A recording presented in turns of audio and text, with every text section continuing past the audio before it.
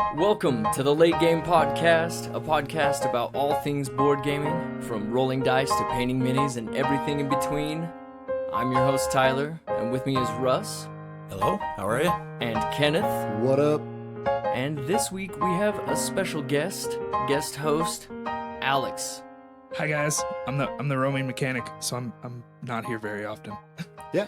Although he's mentioned in every episode so far, so... Yeah, if you've been following along at home, he's just filling in a blank for you. Right. We figured it's only fair we invite him to the show since we talk about him so often. Yeah, but now we have to talk nice about him. Oh. Do we? Is that part of it? We probably ought to. I got a pretty thick skin. I'm okay with it. Alrighty, well, thanks everybody for supporting the show. We've actually had a couple of reviews showing up on iTunes already, and new ones seem to keep just coming in. So thanks a ton for listening, and if you have any feedback at all, we'd love to hear from you. Whether it's a review on iTunes or a comment on Facebook, Twitter, or an email, we appreciate it all. Alright, so what have we been playing lately? What about you, Russ? So I finally broke out Blackout Hong Kong. That was really an interesting game. I like it. I want to play it more. That's Alexander Pfister, right? Yeah, it is very much 4-player He's solitaire. the guy that did Great Western Trail. Yeah, I think and that so. one's got pretty high rapport from the community. Yeah, it's a interesting game. I think it's a heavy Euro, so there's some theme, but not. It's like doesn't hit you over the head. But I think you can play with the theme pretty well and think about that, getting the resources and trying to get the power back on. Excellent. Basically.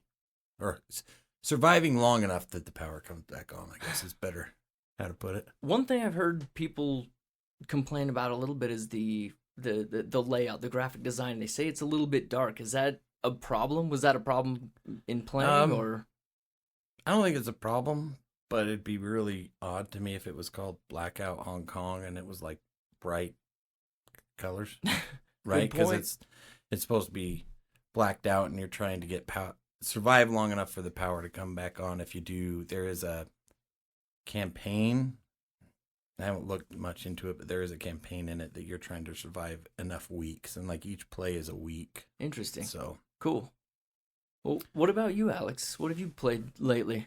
Oh man, I've played so much in the last 2 weeks. I think Ken introduced me to Carnival of Monsters, which is a game you guys have talked about before. What did you think of it? I loved it. Did it live up to the hype that we keep giving it? I do think it did. I was really glad that we got to play it after listening to the podcast. I've been wanting to play it. So that was a good one. That was really fun. Great drafting game. I played a couple other drafting games. I taught my parents Budding Kingdom. I taught them Sushi Roll, which is a really fun dice drafting game. Budding Kingdom drafting game. So Sushi Roll, that's like off of Sushi Go, right? Yeah, so this is kind of the sequel to Sushi Go. Instead of drafting cards, what you do is you roll a bunch of dice, you put them on a conveyor belt, and the conveyor belt moves around kind of like a conveyor belt at a sushi restaurant. So it's really thematic and nice, really fun. If you like Sushi Go or you like rolling dice, I highly recommend it. Pretty quick, 20-minute game or so. A little more complex than Sushi Go, but not enough to really be scared off from it.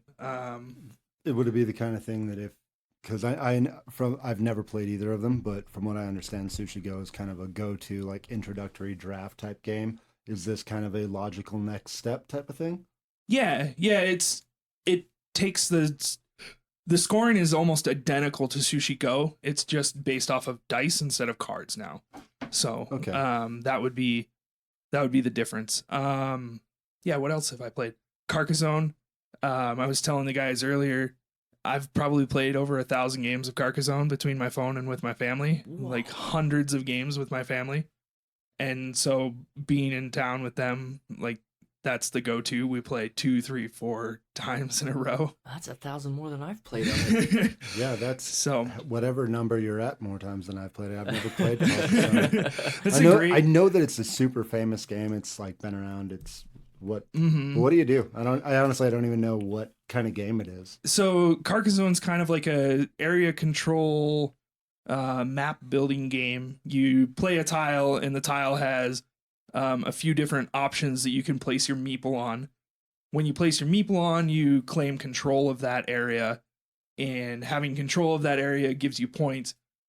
You can't place a meeple on a tile that someone's already claimed, but you can place a meeple on a tile adjacent and then connect them so that you both control the area.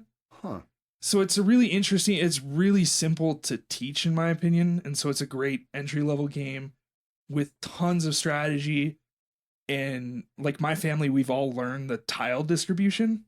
And so there's like strategy and like, I know there's no more tiles that will fit in that place if like I put all this kinds tile. of metadata and stuff. Mm-hmm. So that's kind of cool. I mean, it like a game like basically, if someone tells me that they've played a game 1,000 times, and that's like any kind of reasonable guess, it's like, okay, so that's not going to be like Gaia Project complex. You know, no. If you're playing the base game and everybody knows how to play, it's 20 to 30 minutes tops to play. That's really cool. It's good to have like a good handful of those in the collection. I mean, that's what Carnival of Monsters has kind of become for me. That's where Quacks of Quedlinburg sits for me. And that's my Raccoon Tycoon. Yeah. Yeah, and so there's tons of expansions too for Carcassonne. So if you want to, you can play a different version of Carcassonne every time because you can add all of the expansions, none of the expansions, some of the expansions, and so you can change drastically the rule sets of the game. Nice. That's awesome. Yeah. What about you, Kenneth? What have you played lately? Well, we literally just walked from one room into the other after putting away Dark Domains. And I really, really enjoyed it. It's a worker placement, and you're kind of building your own village / kind of tableau. There's a lot going on for it being a worker placement game. You can get there's like little helpers that you can get in the form of monsters that buff your buildings, or minion like henchmen that do different things. There's a wandering like adventuring party, or 2 different adventuring parties at the town taverns that will come through your area. So like the lore of the game is each player is like this sorcerer that's trying to gain the necromancer's favor by becoming the most evil. But the thing about being evil is you attract attention. So every time you play down a building, you're playing it on its light side, and at some point you flip it over to its dark and evil side. And there's like risk reward for when you do that. I mean, your victory points are based on evil, and the dark side buildings produce evil more efficiently than just about anything else.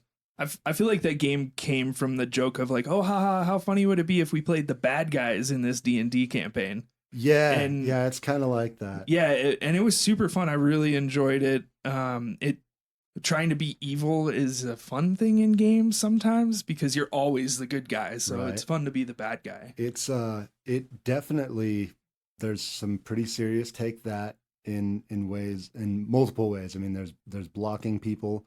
There's ways to kill people's workers while they're already on a space. There's ways to straight up deny resources for an entire turn. There's ways to attack people's villages or attack people's monsters. Like, there's a lot of take that. Or make people throw away their fire. Yeah, you make people over throw at away the end of the fire. game. Well, when your wife, who the hell would do that? When your wife took away, you know what? That would have actually won me the game. If I would have had that fire to defeat that adventuring party that came in and killed my building, the game was close enough. I would have won if I had a fire token, and I didn't even think about that until just now. So thanks. I appreciate that, Tyler. When your wife took away 5 of our money. Right at the start, round, yeah, that was brutal. I had a henchman that allowed me to buy resources out of order. Yeah, I didn't get to use it the entire game because I spent the rest of the game going, I hope I have some money, and that was really frustrating. That was kind of a hard one to bounce back from, but it was all like. It was very fun and very thematic. Like, I mean, for sure, you're evil. You're being evil to each other. There's cards that you flip over at the start of each turn that affect everyone for the whole turn. And one of the worker spaces, you can look at like the next 3. You flip over 2 every turn, and in that worker space, you can flip over the next 3, place them down in any order you want. And then you can make whatever claims you like to everyone else at the table. Like they're quietly encouraging you to mislead everyone, be like, oh yeah, everything's going to be great next turn. Like you guys just settle in, and then get everyone comfortable, and then boom, the adventuring party cannot fail. So I put my worker on there one round just because I had an extra worker and didn't know what to do with it. And it actually turned out incredibly advantageous for me, because you're able to reorder the 3 cards. And so I reordered them to flip all of our buildings over from light to dark, and I was ready to do that, but Russ wasn't, so it kind of messed up his turn order. So it was an action that you look at and you're like, this seems not really worth it, but after doing it that time, it is actually a more worthwhile. Yeah, I would say that I would say, as far as worker placement goes, and after only one play, and only one play of the one that I'm going to compare it to also, I would say it's just as vicious as far as like the take that and you can get potentially really salty and mean as Cult, but in a far less direct way. With that Cult game, Sure. Yeah. It's more of direct confrontation where you're kind of throwing more and more resources to get the one space, where with this one, the one space might just totally screw someone over. And but it's similarly vicious as far as worker placement goes. So it feels to me like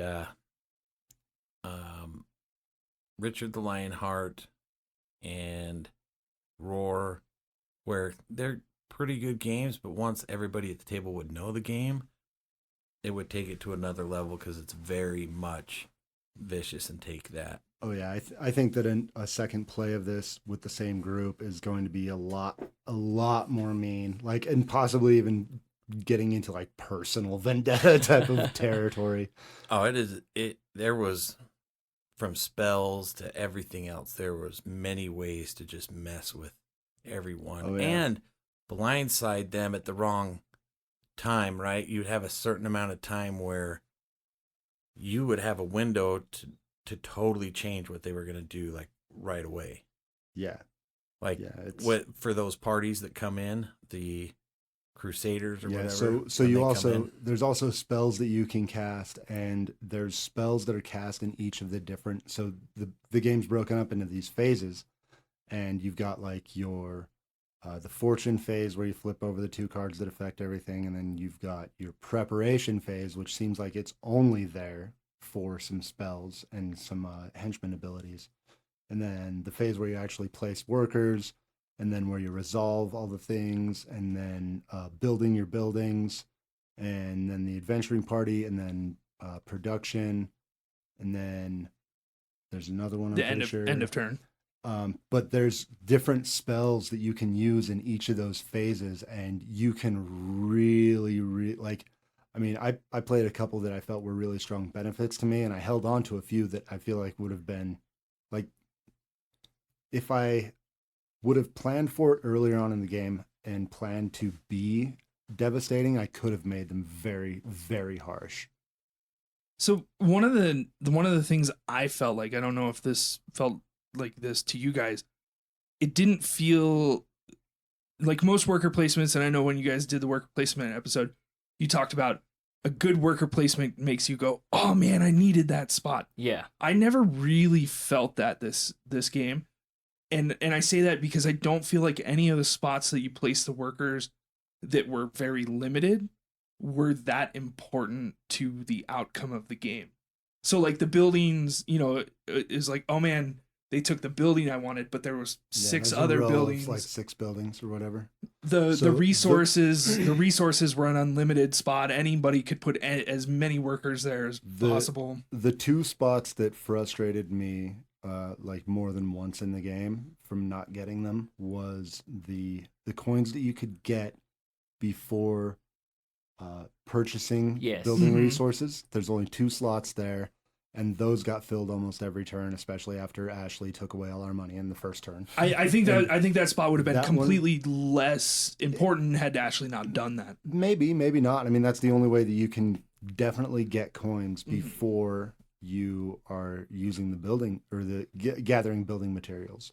The other one that was it wasn't super hotly contested, but I could see it being more so in a second round, like a second playthrough, was the elemental ones. Because there's the 4 different elements and there's only one space for each one. So if you have a bunch of spells that need fire and someone gets that fire spot, you're done. Like you need to try and figure out a different way to get fire. So those are the only 2 that I could really see that. Honestly, this game, like there's a totally different type of tension to me. Yeah. Like there wasn't that, oh, I needed that space. I mean, that happened a couple of times, but it really wasn't that bad because there's so many options. I mean, we played at full player count and there was still multiples of there was always 1 or more buildings and always 1 or more monsters that were still available, and usually 1 or more henchmen that were still available. Like there's, and all of those are useful. Those are all good things to get, but there's just so many of them that are available that there isn't that type of tension. Instead, you've got the tension of, is my plan going to work, or is Tyler going to destroy my fire supply? Or I'm going to buy some stuff next turn. Oh, by the way, you don't have any money. Or I'm going to buy some stuff next turn. Oh, by the way, you can't buy these building resources. Yeah. And it was like, oh. Yeah. Every so often you felt just kind of hamstringed by a random thing, and it wasn't necessarily the worker placement part of the game. It was everything else around it. The one thing, other elements. The one thing that I felt was that I never had enough workers myself. It was more, I want 1 more worker to do this other thing. Oh yeah, definitely. There's a lot of that in it. For sure. Yeah, I look forward to playing it again. I really enjoyed it.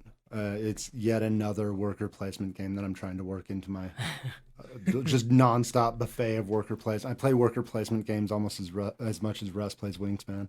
That says a lot. Well, I'd like to do a little bit better than 17 points next time I play. It was the wrong time for you, man. Yeah. I would really hope that you'd give it another chance. Because, absolutely.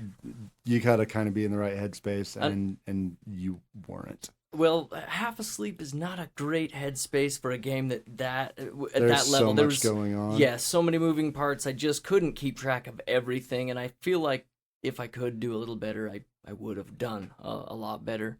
But earlier on this evening, you played another, I think, smash hit. Dude, I've never played a rondel before, and when we played Crusaders, which is a 1 to 4 player game designed by Seth Jaffe and published by Utah natives, Tasty Minstrel Games, that I don't know if I'm in love with rondel or just Crusaders, but not only is it a pretty game, but it makes me want to try another rondel because I've never. Well, I don't think I've ever played Blackout Hong Kong uses a rondel. It's pretty. Oh, really? Yeah. Huh. Interesting. I mean, that makes me want to play it even more now. It's different than what I know of Crusaders. Sure. I also have a 2-player game called Tao Lung, I think it's called, where it's a 2-player dragon fight, and you use a rondel and whatever element you end on is what your dragons do, and you're going around trying to fight. So I really enjoy rondels. See, I'd never played one before, and I really enjoyed it. And one of the unique things about Crusaders is that everybody kind of has their own personal rondel that they're working with. It's not like a community rondel, which I know that there's other games that kind of act that way. But not only was it, really gorgeous on the table, but the gameplay itself, there wasn't any stickiness, and it was the first time for everybody at the table too, right? Yeah, I mean, literally, the most difficult, like, kind of rough thing about it was setting it up. Yeah. And now that I've set it up once, I look at it and it basically sets itself up. It was just, as I'm looking at the book, there's a lot of small pieces that vary the board, and I was going, okay, what do I do with this handful of bits? And then just placing them out. And now I know most of it's random, so I'd just place them out and I'd be fine. I've wanted to play that. Now you guys make me, because I've almost actually purchased it, the deluxe version, because it looks so pretty. But now I'm like, maybe I'll pick it up even before I get a chance to play it. It's awesome. Well, if I really enjoyed been it. faster getting back here, you would have been here to play Hey, it. man. We literally played it, killing time waiting for you to get here. Sorry. But it was rad. It's like, I mean, there's I wouldn't quite call it area control, but you're moving around this board. And at first, I looked at it and I was like, this is going to be a kind of a high conflict game. Because that's kind of what it looked like. We all start in a similar spot, and there's this board to expand into. But really, what it is it's more of just a like exploration and conquest against the game itself. Yeah. Toward the end, I pulled a couple of kind of direct conflict type moves by basically moving into someone else's space and doing the thing that they were going to do on their next turn. Like there was obviously, so when you start the game, your rondel has the 6 panels, and each of them has only one action. On your turn, you can either take an action, and then you move. You've got little action points. You start off with, generally, you start off with 12. Ashley's faction, because there's also like 10 unique factions that give you a slightly different ability. Yeah. Ashley's faction got her to start off with only 10. But as you do the ability, and then you move the action points that are on that around, and you just sort of redistribute them around the rondel. Or instead of taking an action, you can upgrade a tile, and each of the tiles you flip them over, and then your rondel space has 2 actions that you can do. So and you can do both. And you can do both as long as you have at least 1 action point to spend on each one. Right. So toward the end of the game, I was like, okay, I'm going to move and I'm going to fight these guys that are in this space. You just move there. On your next turn, you're going to fight. Well, I just moved and fought before you could do that. Yeah. And then another time I moved and I did a move action and a build action, and I snaked the spot that someone was in where they were obviously going to, like, the only thing left to do was to build a building there. So I moved in and built something. But other than that, it was fairly low conflict, and the conflict is still, I mean, it's indirect. It's kind of just doing the thing before the other person. Yeah. It was really smooth though. Overall, I thoroughly enjoyed that game. I like the time frame for those. What I thought it was a little longer, but for those entry level games trying to get people into the hobby, that time frame seems really good. Like that 45-minute. Yeah, I mean, our first game, honestly, including setup and kind of the roughness of learning the game, in the first few turns, it only took us just maybe a little over an hour. Yeah. And I really I could see the full player count of 4 if even if at least one person has played it before and they can explain it decently, which it's not a terribly complex game. There's a lot of decision space, but the mechanics are pretty quick and easy. And you just do one thing on your turn. Right. I really do. I think you could keep it under an hour, even if it was one experienced person with 3 new players. And if you were playing 4 players who played it before, I want to say the box says it's 40 to 60 minutes, and I could see it even coming in under the 40 if you really got a good clip going. For sure. So wild to me. I don't know if you guys have gotten this way. That to me, I'm like, okay, do you even get started? Right? Like, well, there's that, and it's like, dude, how often is the board, like, is the box estimate of time anywhere even close to accurate? Yeah. Right. I think the box for Mysterium has some weird, like, it's like 44 minutes. Yeah. Right? It really strange like that. It's like, okay. It's going to take exactly 37 I think it's 42. And Oh, is it? 42 minutes. It's like, I don't get it. Why 42? Yeah. Well, and I wonder how accurate that is. I wonder how many times people have actually hit that 42 or 44 minutes or whatever it is on Mysterium. I think the ones that are accurate are the boxes, like, I think TI is this way, where it's like such and such time per player. Yeah, it's like an hour and a half per player. Anachrony does that as well. And I think it's not accurate, that's a better though, if I'm way. being fair. I mean, that's a better way to do it. That feels closer to accurate. And I also feel like there should be some sort of measure for, like, if it's your first time playing, or if it's any, like, it's 30 minutes per player. Unless it's their first time playing, then it's 45 minutes per each of those. And then and some sort of, variance that way, you could get a lot closer. For sure. Well, why don't we join the crowd and start funding something? Go fund yourself.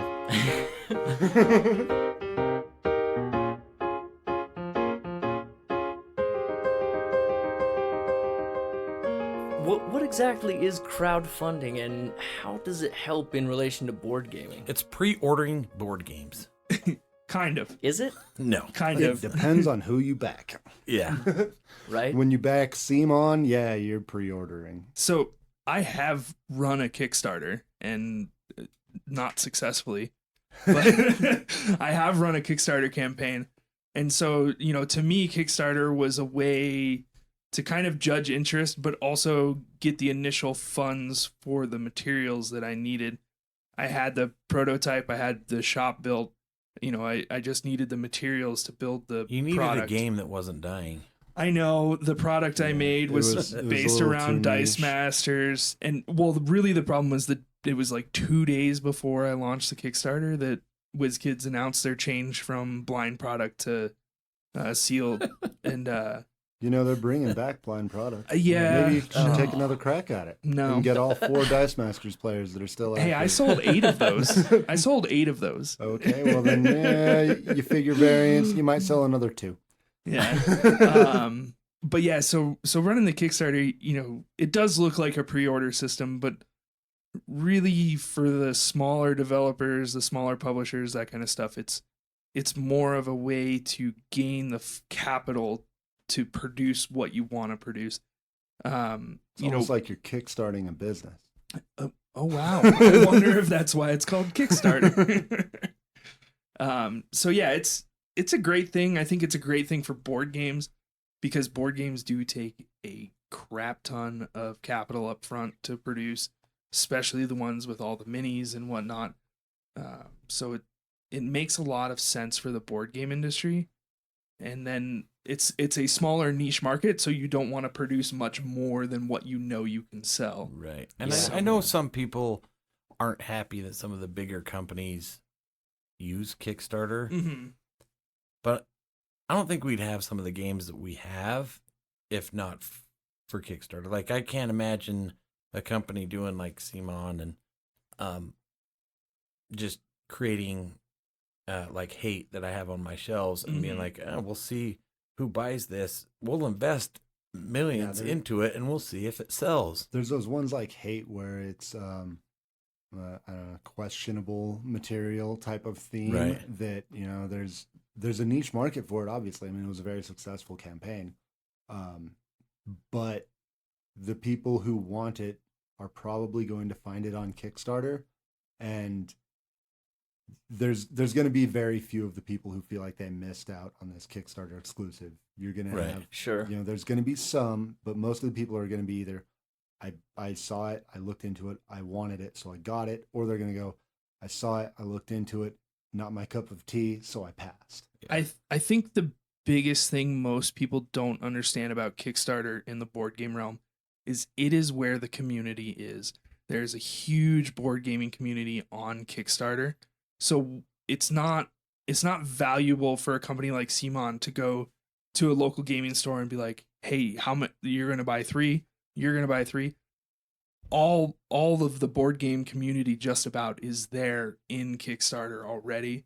And so having that community, having that place where the people already gather is such a huge deal for marketing, for ease of access. That's why we get the smaller games. That's why we get the bigger games. Yeah. It covers a whole breadth of this because the community is there. I mean, it's interesting for a company like, come on, because they are Simon, whatever we'll call it. We want to be consistent so the listeners know. Consistently. They are, they're big games, Zombicide, Hate, the others, Blood Rage, Ankh, which is coming up, Truvang. I know Bloodborne. Those are really good games, and I know there is a faction of people that doesn't like the miniatures. They don't like the way they kind of leak a little bit at a time, and some of their practices. I get that, but there are huge benefits, and they sell, just as a business, they sell more, because you look at some of their other games that they always have 1 or 2 big box games a year, which are really good games, but they don't make what these others do. Right. Godfather is a great game that is just a big box game that doesn't have the flash of the Kickstarter, so they don't make as much money. Way of the Panda we've talked about. There's others that are. I mean, there's also like their non-minis based games, Right. Like the Bloodborne card game, the God of War card game, Ethnos. Ethnos is like, it's almost weird to me that they made it, because the only there are plastic bits in there, but the only plastic bits are like colored discs that stack nicely. And Right. it's like, really? This is from CMON? Right. These are not cool minis. What isn't I mean, or Gizmos not. in that category? too? Gizmos. I'm trying to think what's on my shelf. Dragon Castle. Kick-Ass is another one that wasn't a Kickstarter. It's a great That one's game. like and against all odds. That wasn't a Kickstarter, Right. because that to me fits kind of with Hate, where the source material is going to be somewhat niche. But it's weird because a game like Kick-Ass, I think they knew what they had. It's a good cooperative game. It's in the same vein, I think, for me, as Pandemic and those, and I like it. I think it's really good. It's not an easy game. It's a lot of fun, great miniatures, but I don't know if it needed more, and that's why they do these big box games. So it seemed like they make a decision. You This say is big box, and really they're not big boxes Right. compared Oh, no. to anything Oh, else. no. It's that they're straight to retail. right. They're direct Yeah, to retail releases. and they're not planning on expansions for them. It's like this is it. This is what well, I we mean, even got. if they do expansions for it, it's expansions are going to go straight to retail too, because Yep. Bloodborne card game, they added an expansion that was Perfect. essential in my opinion, and it went straight to retail also. But see, that's another game when we're talking about. Come on, that is not a super popular outside of when you play it and you go to an event. Those events are pretty well attended. yeah, Right. oh yeah, and they should be. It's a really great game. Yeah, and I mean that is an awesome game. It is really good. yeah, I love it. So they have all these things, and then they have their huge miniature games that they sell on Kickstarter. Yeah. Like a few hundred miniatures for a couple $100. Yeah. So, I mean, that's one that I've been playing this week too. We keeping our campaign for Hate going, or Chronicle, I guess it is. Me and a friend, and I really enjoy that game, but I break it out and I'm like, am I ever gonna finish painting it? I'm like 2 clans in, and I've got what we need to paint or to play, and then I'm just like, there's still so much to paint. Anyways, Well, with Kickstarter, I know that board games are one of the most successful categories on that crowdfunding platform in general. And I mean, there's other crowdfunding platforms, and I've seen a couple of board games on, like, what was it, Indiegogo? Yeah. And I mean, they exist in other places. I have personally stuck to Kickstarter. That's the only place that I've, like, it's almost one of those things where I look at when I see something pop up on another platform, I go, I just don't want to make another account. So it's like, all right, you got a disadvantage for not going Right. to Kickstarter where I'm already set up. Like, for me to back something, it's like 3 taps on my phone. So if we pull up Kickstarter right now, how many are you waiting on to deliver? Oh, I'm at like 7, but I think most of them are supposed to be this week. Like, Yeah, it's I've, been a I've kind good of, season for getting them in the mail. in theory, I'm getting one in the next week that was supposed to be here in May 2018. So that one's pretty exciting to come. The one I'm really excited about is Moonshiners of the Apocalypse. That's supposed to be here I'm kind of any excited day. for you to get that one. It too. might I be almost here. backed that one. It might be at my house right now. Who knows? Yeah, I almost backed that one, and that's one thing with these is when they start getting delivered, you're like, oh man, I wish I would have backed that one. Or you get them and you're like, oh yeah, I forgot. I did back that one. nice thing, yeah, it kind of feels like Christmas because you paid Yeah. you paid for it so long ago that you don't even think about that money being gone. You Bill and Tedded yourself. Mm-hmm, Yeah. exactly. I'm not Exactly. waiting on that many right now. I'm waiting on a couple lighter card games, and Cthulhu Death May Die, and I think that's really about it. Route expansion. I'm So it- waiting on 25 either games or expansions. And then I've also got like another handful of like accessories like poker chips and dice sets. So it sounds like we're all pretty Jeez. experienced with crowdfunding. I mean, I've And I there's kicked my There's first. also 2 active campaigns that I've backed. That Right. that I haven't backed my finished yet. first Kickstarter recently, and it was the board game bag from BoardGameTables.com, which Mine's at home. I don't regret that at all. I would like to actually get I into need a a game bag. on Kickstarter, but my experience went really well because I kind of knew what I was getting into with that bag because of the first one's experience and everybody's experience with the first round. But what kind of experiences have you guys had with crowdfunding? Have they all been good? So I think that's something we need to address is that you are crowdfunding. You are not paying for something. You're paying for the potential for something. Yes. And so, like I just said, I'm potentially getting a game in the next week that's almost 2 years delayed from when they suggested it be. That's the worst experience I've had on Kickstarter. Everything else has come pretty close to on time, which is amazing. But yeah, that is something that you have to know is you're not paying for something when you buy it, when you pledge a Kickstarter.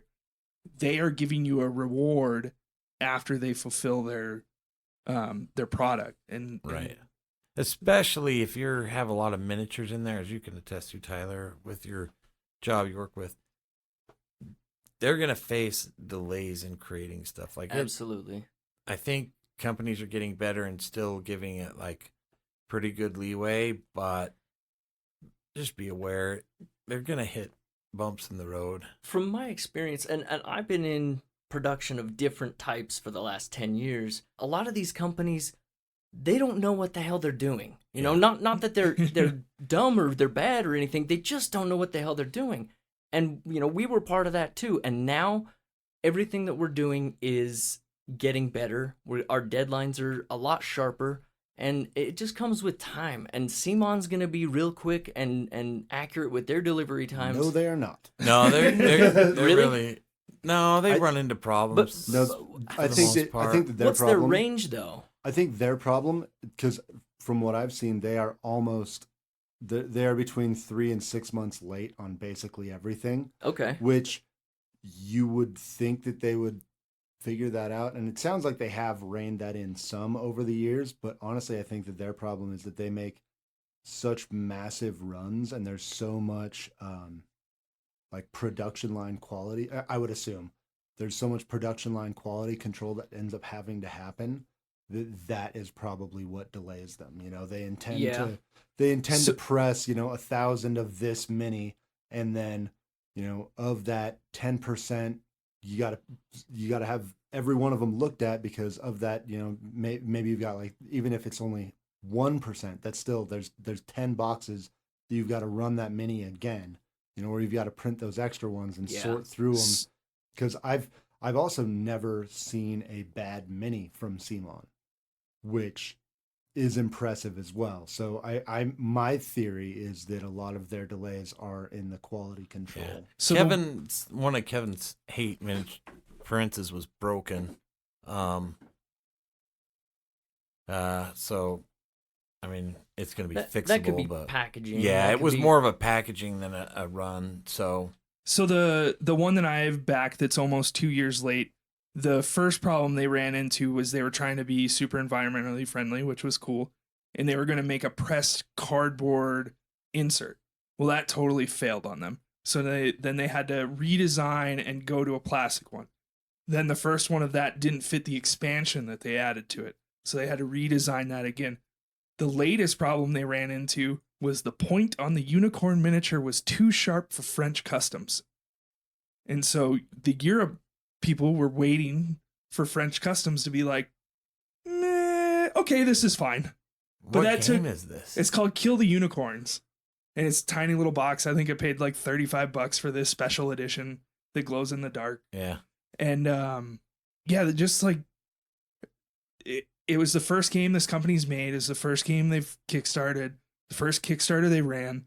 It had all the red flags of like, hey, maybe you shouldn't back this one. but looks like such a Yeah. cool game, and it was such a small investment that, now if I lost $35 and never get this game, I'd be really disappointed because I want the game. But at the end of the day, it's only $35. Yeah.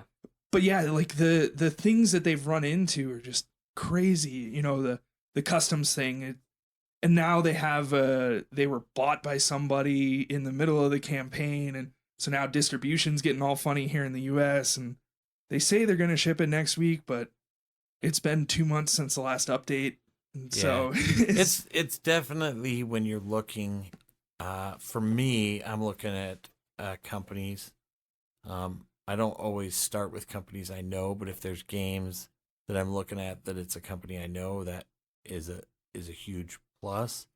If it's a first time creator, I don't want to say red flags, but it's definitely going to, I want to look, and I want to look at their timelines. Are they realistic? If it's a, like, let's say, extreme example, if it's some young 20-year-old kid that has this 6-month leadway to create a game, and there's going to be, 25 miniatures in it, and like, that's just not realistic. Right. Which is okay. They just need to be aware of setting correct expectations, communication. Yes. Right. So I'll pay attention to communication of what's going on, because there's some nightmare situations out there where companies will just not communicate at all when you face issues. And I'm much more like, for instance, I received Parks recently. They did a great job of communicating. They were like, hey, the boat's going to be here. You're going to get it. And then a week later, they're like, we were tracking the wrong boat. So it's going to be here in a month. Right? You don't want to just keep that a secret and be like, oh, no, we're not going to. Yeah, it's still next week, just like we said. Next week, man, it's fine. Yeah, just communicate. I think in general, at least the communication I have online, the people that I know, delays are understood. Just communicate with people. For sure. Just communicate. So you back Freshwater Fly, I back Freshwater Fly. Yeah. Did you back Freshwater Fly, Russ? Let's not bring that up. Okay, so 2 of us back Freshwater Fly, and the great thing about them was they did an update. It was either every first and third Thursday or second and fourth Thursday, but it was very consistent. And there was a couple that they were like, yeah, it's the day that we're giving you an update, but we don't have anything to update, but hope you have fun. We'll see you next time. And so it was nice that even though they didn't have actual updates, they were still consistent in their communication. I've noticed that's becoming more and more of a common practice. Mhm. Colossal, who I've recently received 2 games from them that I backed, All Manner of Evil and Terrors of London. They do an update for all of their active, or not the active ones also, I'm sure, but all of the Kickstarters where the campaign is closed, but they are still working, third Thursday of every month. You can expect an update from Colossal. Sandy Peterson, who that's Cthulhu Wars, and I'm waiting on Hyperspace. So do you just like have an open like payment to them, basically inform Sandy Peterson, anything you guys create, just put it on the bill and ship it? So I get an email from Sandy Peterson like 3 days before he launches a Kickstarter with the exact time that he's going to launch it, and I also get 2 different notifications when he launches a Kickstarter. It's not like I really tried to get that to happen, but it was like as I was between like his website and Kickstarter, I clicked on a couple of things, and now I just know what's going on with Sandy Peterson. So, but he updates on all of his stuff about weekly, and he'll kind of alternate depending on the campaign. So there's a couple of Cthulhu Wars expansions that I've got coming, and with those, a lot of the time the update is, we're still tooling the miniatures. We're still putting some final touches on this. Nothing to report, but we're checking in. What happens with the bigger campaigns like Hyperspace is it seems like it alternates, and I haven't paid enough attention to figure out an exact pattern of what it is, but I mean, he puts out an update about weekly, and it alternates between either here's an update on where we're at production-wise, Here's a little bit of like lore on the world, or here's a closer look at one of the factions, or here's a closer look at one of the mechanics of the game. And he kind of just is all over the place, but it genuinely feels like there's a constant communication line. That's with nice. Sandy Peterson, and it's really great. It borders on like annoying at times because it's like, Sandy, I just let me play the game, man. Like, leave something to the imagination. But I know that I'm kind of a corner case in that way where I think Colossal really hits the mark. Like, give me an update once a month. If there's something that warrants more than that, like you got a ship leaving China, yeah, I'd like to know. You got a ship that just made land in the U.S., yeah, I'd like to know. The material made it through customs, sure. Stuff like that. Big milestones.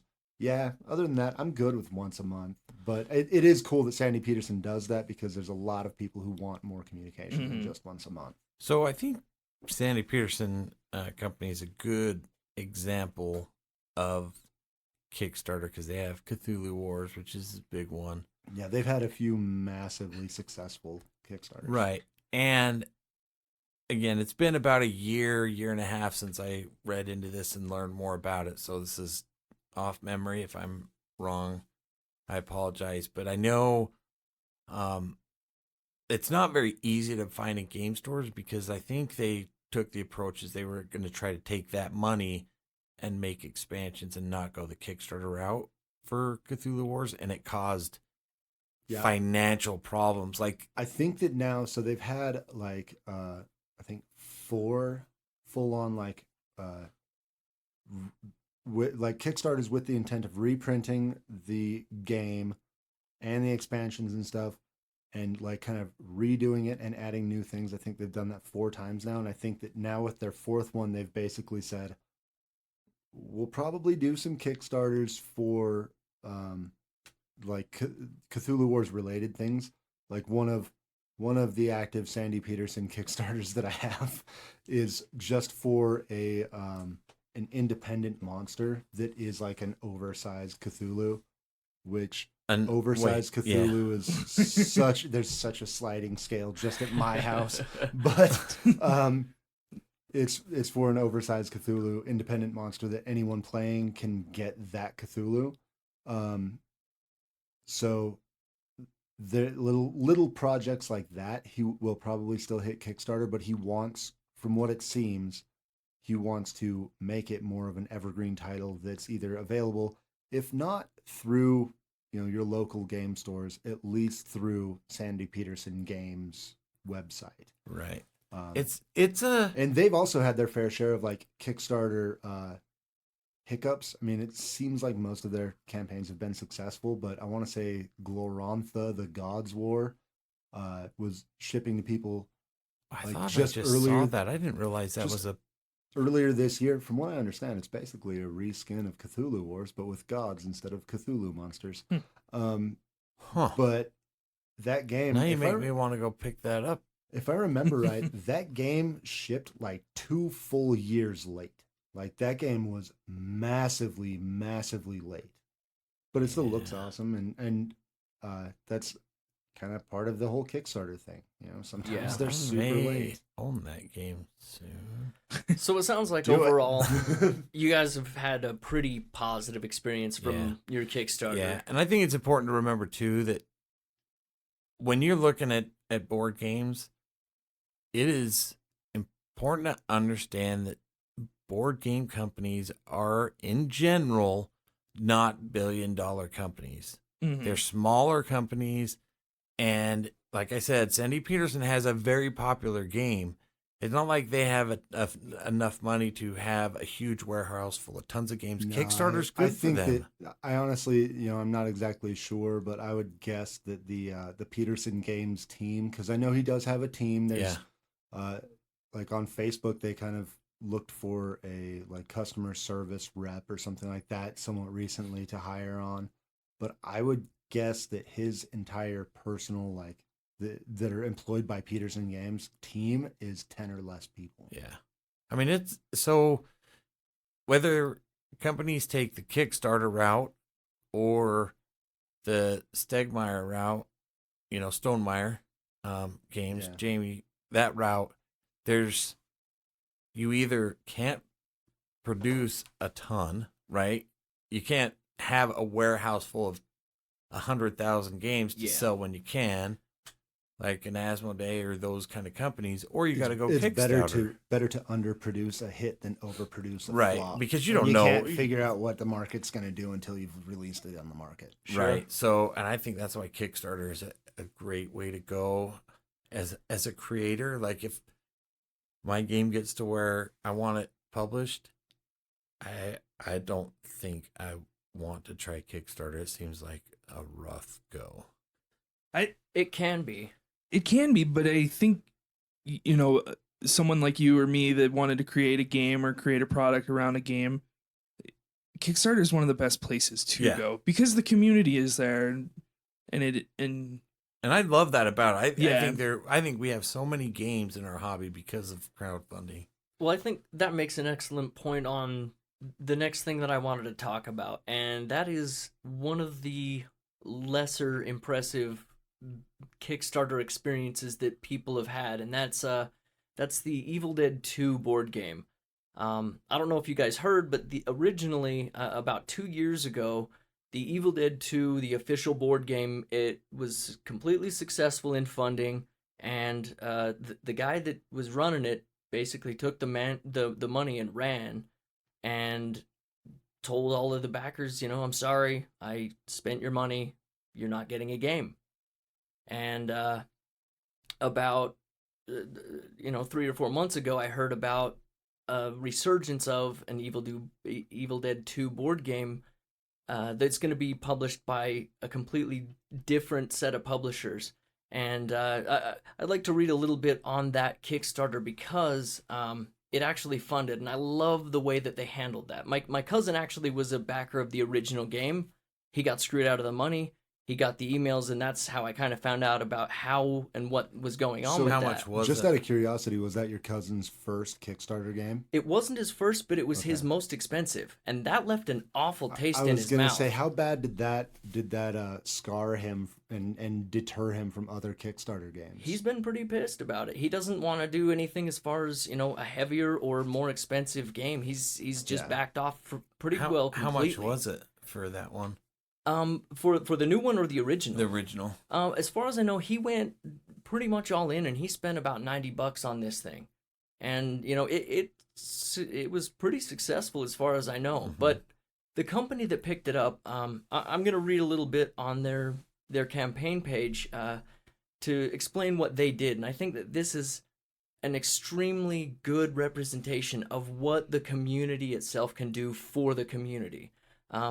The quote is, "Before we get into the nitty-gritty of this officially licensed board game campaign, there's something a little different about this one. A few years ago, another company successfully launched the Evil Dead 2 board game campaign that was never fulfilled to its backers.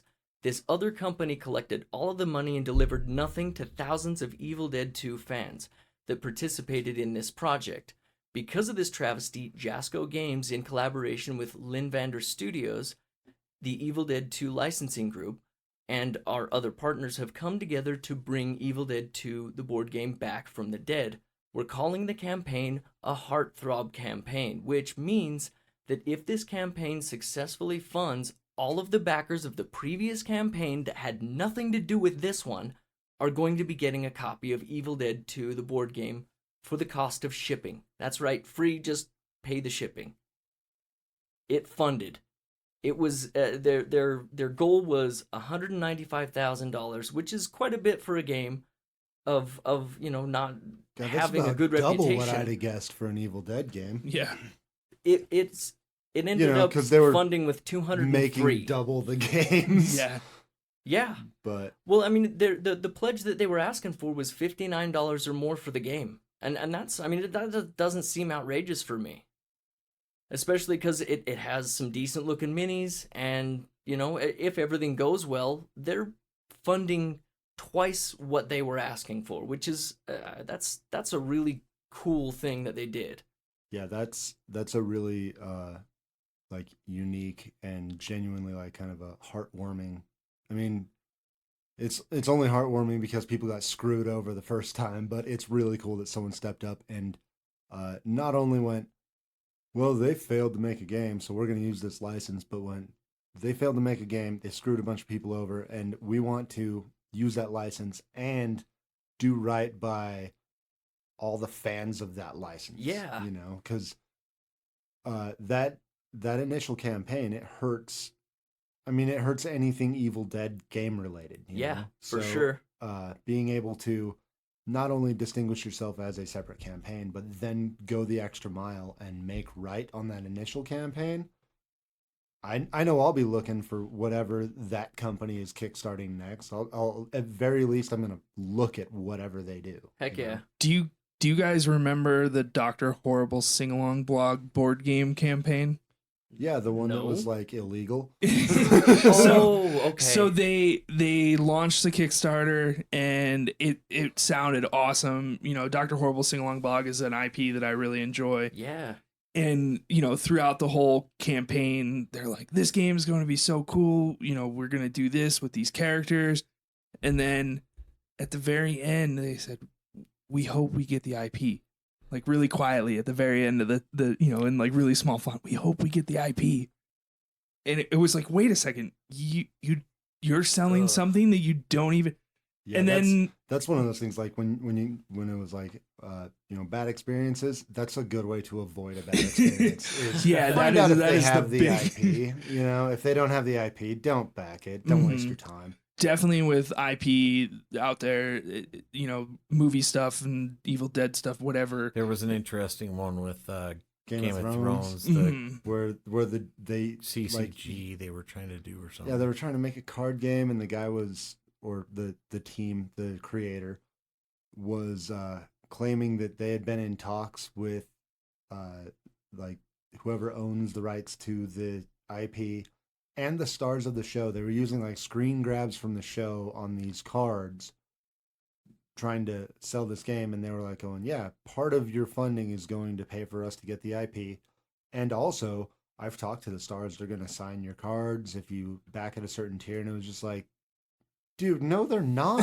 You're just, like, you're full of shit, You're dude. promised. Like, it was so just radically flawed. Like that sort of thing is a really good red flag to avoid some serious heartburn over on Kickstarter. So one of the things that makes board games more safe to back than a lot of other categories on Kickstarter, like I've never backed a video game on Kickstarter. There's been a lot of cool things on there that I've wanted to do, but I will not back a video game because a lot of those, it's really easy to create a proof of concept. Board games, they have to be just about fully realized before they can launch a Kickstarter campaign. The They ones should be. Well, and a the lot of ones- times they are not. but it's really easy to weed out the ones that are Yeah. not. And that's the nice thing about board games. That's why board games are pretty successful on Kickstarter. And one of their biggest Yeah, that's honestly like another good red flag to look for is if there's not a rules document. I mean, it doesn't have to Mhm. be a finalized rules, you know. Most Kickstarters, they especially if it's, you know, anything with, if there's any like fancy plastic in there, if you're looking at it, they even will say that it's, you know, it's going to be a year before you see the game. Yeah. In that time, they're still playtesting, they're still tweaking rules. So the rules document may or may not be final, but there should be a fully fleshed out rules document that they may or may not adjust between when you back it and when you actually play it. But there should be a fully fleshed out rules document. And if there isn't, that's a giant red flag to Yeah. not back it. Absolutely. And you should be aware of, if it sounds too good to be true, it probably is. Mhm. Like, you're not going to get a miniatures game that has 100 miniatures for $49, Well, see, right? I I mean, would that's say- just not I would say realistic. that the, like, if it's too good to be true, click on the creator and see how many Yeah. projects they've Mhm. created, funded, and shipped, and Yeah. look at the comment sections on those. Mhm. Right. Look Like, at the do- updates. Because honestly, I mean, you say that, you know, you're not going to get 100 minis for $49.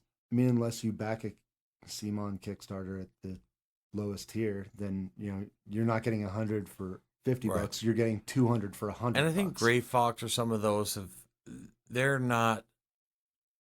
below 75. They're pretty good, but like I've looked at some like, oh, it looks amazing, and then I'll just sit on it and wait, and then it starts to look a little sketchy. Things aren't kind of flowing right, and then it's like, oh, I'm glad I didn't back it. Yeah, that happens too. Yeah. Yeah. Backing the first day, you get that cool little backer number, but realistically, you have every right to wait till the last day of that campaign. Like, some people freak out. Oh, I have to back the first day.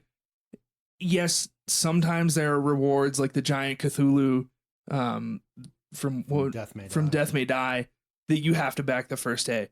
If you really want that, then you back the first day. If you're unsure, wait until the last day. Don't be afraid to wait till the last day, or back it for $1. A lot of games have late, you can change your stuff in the pledge manager. Not every game is like that, so don't take it as a guarantee, but backing for $1 allows you access to the updates, access to be able to comment, so you have some sort of communication. The only thing I don't like about the $1 backer is there's a lot of people that back for $1 just to comment, and they comment negatively. And it really blows my mind, that phenomena in the Kickstarter world. So the only the only thing that I would say against that, as far as you don't have to back on the first day, it goes back to what you said earlier. The whole community is there, and the fact of the matter is, if a game is not successful in the first couple of days, its odds of success are massively diminished. Like, it's absolutely so hard. Absolutely. It's like 72 hours. Yeah, I've backed a couple of games that and other things also that have, like, in the last day or two barely crossed the threshold. Mm-hmm. Yeah. And I was like, hey, cool, we'll see if it actually happens, because it barely was successful. Yeah, I mean, obviously I had the campaign that I did myself that didn't fund. And then I've backed one or two that didn't fund. And yeah. But if you're worried about a campaign, that's when you can pump the brakes. Like, if you don't have to be backer number one. If there's something making you anything less than sure, absolutely. Mm-hmm. Hit the remind me button, and exactly. It'll let you know 48 hours before the thing. I do a lot of that. I do that a lot too. So I would say the other thing that I find funny, I don't know if red flag's the right thing, because it's I find it somewhat humorous. Some of the games that are on there, they are it's a popular thing on Kickstarter, right? Board games are very popular. People that don't understand the hobby imagine hearing board games are popular and imagine Monopoly or Candyland and those. And I have seen games that are pretty much like Monopoly, with a business, kind of a more business guy, good production video, all that kind of stuff behind it that tries to sell it. But when they actually talk about the game, there's literally no game there. Like, it's a roll and move, and they have a map with... It's literally Candyland. Yeah. It's Candyland Plus, yeah. Because there's the Candyland but not games, much. and then there's a ton of people trying to reinvent Cards Against Humanity. Yeah. Exploding Kittens. And those all seem to do pretty well. It's because they're inexpensive. A lot of times those are $10, $12 to back, and if you don't get it, oh no, it's $12. That's kind of why those can be successful. So we've talked about the red flags and negatives. What are things that you guys look for in games? Tyler, you haven't backed a game yet. When you're looking, what are you gonna, when you break the ice and you decide to get a game, and then next year when you have your 25 waiting to be shipped to you, what do we got to find to get you to mash that back button? It's probably just the history of the company involved. Being somebody that's kind of on the other side of Kickstarter and being on the fulfillment side, I'm going to look at somebody's reputation and their history. I'm going to probably lean into that more. I mean, if they come out with a theme that's really attractive, or some type of really unique gameplay mechanism, in a game style that I like, then yeah, I'm probably going to lean into it. But mostly it's going to be the history of the company involved because the experience that my cousin had, I'm I feel like I'm actually affected by it too because I haven't backed anything, and he mentioned that 2 years ago, and I wonder how much of that actually is subconsciously me saying, I don't trust this. And another part of it is I am somewhat of an impatient gamer, so I want the money that I'm putting into something to, provide me a product right away. And so I've had a tendency to I get wait. that way too. So I would like to back something, and with this board game bag, it left a good taste in my mouth. So I think that I'm probably going to actually back a game fairly soon. I just don't know what game is around the corner for me to do that with. To me, Kickstarter is where I find unique games, games with themes that wouldn't normally be front and center on the game store shelf. Monster Slaughter is one of those. It's very campy, it's very tropey with the high school horror movies. Something like that, I don't feel like is gonna pop out on a game store shelf. But it's a theme that just really grabbed me. I backed Kingdom Rush, which is an IP from a video game that I really enjoy, and it sounds like they've done something cool with the board game.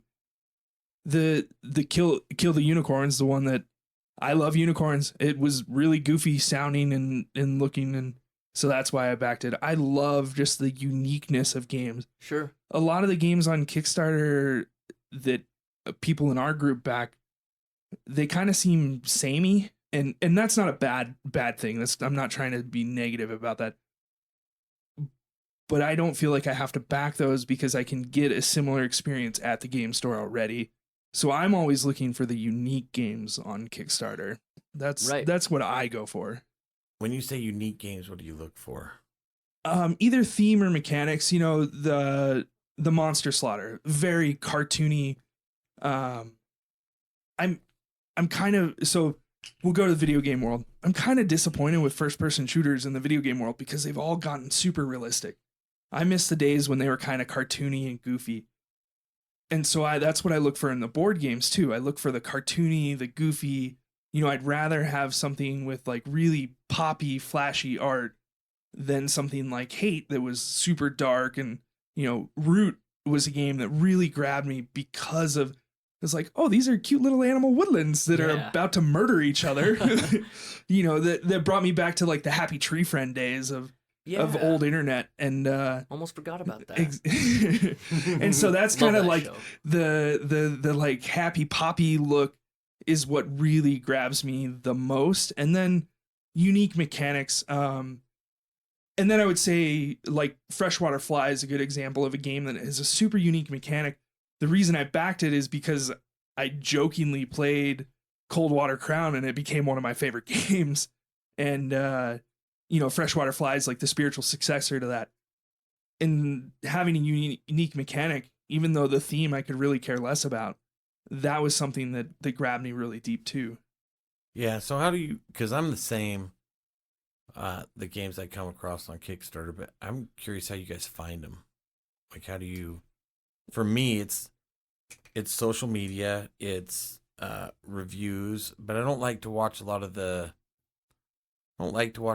commercial type reviews, if that makes sense. Yeah. Like, Agreed. I'll watch some playthroughs, but I'm not good at sitting on an infomercial for a game. Mm-hmm. Yeah, most of the time. So I see things on social media also. I mean, there's quite a few games or quite a few game companies that I've gone to their website and clicked on the sure email me things about stuff. So I get emails from various game companies and companies that I follow on various social media platforms. But one of the most consistent things that, like, when I go shopping on Reddit or on Kickstarter, for lack of better words, is through Reddit. Every Sunday, there's a person, may or may not be a dude, but there's a person that posts a Kickstarter rundown of all of the board game and board game related. Usually they just do board games and little bit of like RPG, maybe some dice, and then in that, like in the comments thread, people will also throw in like, hey, there's also this like Folded Space, which was a Kickstarter for foam core inserts that are really nice. But every Sunday the person posts like everything that is ending in the next week and everything that was posted since the last week. So it's like what's about to end and what's brand new. And I end up seeing, 40 or 50 Kickstarter projects every Sunday that I flip through. Most of the time, I just kind of look through them and it's whatever, I just sort of see what's out there. But I've absolutely clicked on the back it button from quite a few things off of that Reddit post. One of the ways I've found unique games that haven't really been a talk in our circle is I've gone to a few conventions and that you guys haven't gone to, out of state, and you see the publisher, they're sitting there at the table. PAX Penny Arcade Expo, they do a really cool like creators corner where they have future Kickstarter games that they invite and they pump up, and they have them there demoing their games. And so that's been a cool way to find them. And honestly, just clicking the Explore tab on Kickstarter and clicking tabletop and just scroll for a few minutes. Yeah. Don't just scroll for a few seconds, because you get really deep in there and you're like, whoa, there's this crazy game about killing unicorns. See, and that's kind of why I just go with the Reddit post. Is he posts, like I said, all the stuff that's about to end, all the stuff that just launched, and I can just look at the name and it gives like a 1-sentence pitch on the game. And most of the time, like that's how I've ended up backing some real oddball games, like Satanimals, which is about like you build a demonic petting zoo. And I was like, yeah, dude, it's like a $15, looks like, kind of cheesy card game with, like comedically evil art and theme. And I was like, yeah, sure. It's like a devil worshipping petting zoo. Of course, I'm going to back that for $12 or whatever. It's worth it even if I don't ever see it. But that one's supposed to be shipping in like the next month. So your Reddit thread is really nice because it's very concise. Yeah. The thing about doing the Explore tab is you get pictures. You get something that can catch your eye. You get the fringe stuff that's like, it's like, yeah, I could see that being under tabletop, like random dice accessories and stuff like that are like, right. So that's a fun way, in my opinion. It's just like, oh, I've got a few extra dollars in the bank. Let's scroll through and see if there's something that catches my eye today. Yeah. I've gotten more to where my Kickstarter's evolved where I'm not backing the massive $150 games as much as I was, which I'm not saying I'm not doing it anymore. When one fits, I'm going to make the jump. But having like Onk, is that the name? That'll be yeah. You're going to spend a ton of money on Onk. But it's one thing that I've realized is when you're getting a lot of those, they don't get to the table a lot. Like, so I've just been pickier, right? Mm-hmm. Cthulhu Death May Die was all about theme, mechanics, and that design. Hilariously giant Cthulhu. Well, not all of us bought that. Well, and the other thing too is we're in a group that collects. Yeah. All of us collect. Yeah. I think Jared is probably the only person that doesn't just buy games to buy games.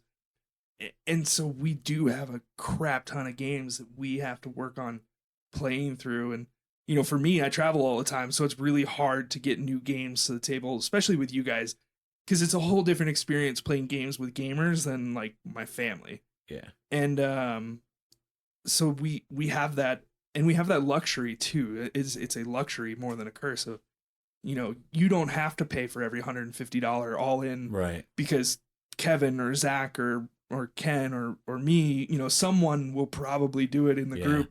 And I've also learned that it's okay to do that not all in, right? And that started for me with Batman because I could get the base game for $900, $140, or I could go all in for $12 million. Yeah, and I looked at it, and I was like, I don't need everything. My Which was hard to do, but then I got it and I was like, I'm glad I didn't spend the extra. I mean, it's a good game, but there is so much content in the base. Like, I'm good. So where it gets me is I'll back. So like Monster Slaughter, I back. Right. And I just backed it at the basic level. Most games I back at just the basic level. Play it, love it. Oh, hey, look, there's an expansion on Kickstarter right now. I really like that game. I'm going to buy that and every add-on plus 5 sets of dice. Like, that's what gets me. The expansions are where I get stuck in the add-ons and the all-ins. Yeah. So my my best treasures through Kickstarter, though, I mean, I have my big games, my big boxes. They're the ones where I've just kind of been shopping on Kickstarter, like randomly looking, see something that catches my eye. And I would suggest you do this, Tyler. And not look at like massive price points, but just kind of ones that are funding pretty well, may have funded in the first day or two, that have a lower price point, good art, and then look into the mechanics. And like I have Heroes of Tennefer, which was $19. It's a great deck building co-op dungeon crawl. I'm actually hoping they do expansions. Very different. So it took a mechanic. I watched a bunch of videos and plays on it. Took a mechanic I love, put a co-op in it for $19, but it was a little bit different. Like, it wasn't, oh, this is going to be a really good game and just all this flashy stuff. It was, the videos were very informative. This is how it's going to do it. And sometimes those big games, some of the ones that Kevin likes to buy that I end up really enjoying to play, man, they're super convoluted and it's hard to know what you're going to get when you get it. I really like the small little hidden gems, like Heroes of Tennefer. I've got Parks, which just got here, which that's one that I was thinking of. Awesome. I don't know if you guys have ever played Cover Your Assets. I think you backed it too. I did. I love Cover Your Assets. Yeah. It's a card game, and Cover Your Kingdoms is great. I almost got on that one. I played Cover Your Assets once, and I don't remember. I almost want to say that I hit the remind me, and I was just so busy when it sent me that like reminder that I looked at it, and then I was like, I don't have time to like go through the like 3-click thing to back it. I've got work to do, and I disregarded it, and then I forgot about it, and then the campaign ended, and I went, well, I hope someone got it because I definitely want to try it out. I know you and me got a rusted. Zach get that one too? I think so. Zach and I because I think he went all in and got all of the Brother Ben games from Grandpa Ben. And I had a bunch of the Grandpa Becks already, so I didn't need to do that. But then I have another small one with Tussie Mussy, which is Elizabeth Hargrave's new game, her second game. She's the creator of Wingspan. Ding. And then, I'll get the Tiny Epic games as long as it's something that interests me. Tiny Epic Mechs just didn't. See, that's one series that I've actually started to collect after the fact. I, again, haven't backed a game yet, but I have 4 of those Tiny Epic games, and I haven't regretted it at all. They have their own branded board game bag for all the Tiny Epic games. Yeah. So, well, and then I've found some games that on Kickstarter, the smaller ones that have been a hit with a lot of people. Heroes of Tennefer, like I said, Exchange. I think for me backing it, and then so that's the company that owns Bicycle. I can't remember. They bought the game, so it's coming to retail. But so the Kickstarter version was heavily discounted. I don't know how many family members and friends I ended up giving them the information and bought it. It's an awesome stock exchange game. So there's a lot of little games for sure that are not the massive hits that one just so deserves good. Some attention. One of my favorite things that I've backed on Kickstarter, I think it was $12, maybe $16. It's a tabletop Dungeons and Dragons golf game. And We still haven't played I know. I wish we had some time to really sit down because it's going to take a little more than a few minutes to play. And we should go to a game store that has a lot of terrain because it'll make it better. But it's just this really simple, and I think you can get it for $20 maybe on the one of the RPG websites but it's called Haggis, and it's just so fun. And it was that like kind of goofy thing that got me, but that was one of those like little tiny niche ones. I think it was like $400 or $500 was his goal. Like it really wasn't much money, and man, I'm so glad that one funded because that one is really cool. That sounds really, really cool. Yeah. And then were all of you guys' first backs board game related? Have you guys backed? No. So mine wasn't board game related either. So I'm wondering. Mine was, but I've backed other stuff. You've backed other stuff since. So yeah, so that's the thing too. Like we have to remember Kickstarter isn't just for board games. Right.